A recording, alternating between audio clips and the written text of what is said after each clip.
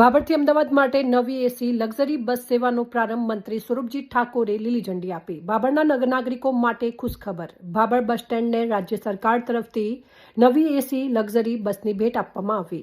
આ નવી એસી luxury bus સેવાનો લોકાર્પણ સમારોહ બાબર બસ સ્ટેન્ડ ખાતે ભવ્ય રીતે યોજાયો। આ પ્રસંગે ગુજરાત સરકાર રાજ્યમંત્રી સ્વરૂપજી ઠાકોરના વરદ હસ્તે નવી બસને લીલી ઝંડી આપીને પ્રસ્થાન કરાવવામાં આવ્યું। આ નવી એસી લક્ઝરી બસ બાબરથી સવારે 9:30 કલાકે અમદાવાદ માટે ઉપડશે। આનાથી બાબર અને આસપાસના ગામોના મુસાફરોને અમદાવાદ જવા માટે આરામદાયક અને ઝડપી સુવિધાઓનો લાભ મળી શકશે।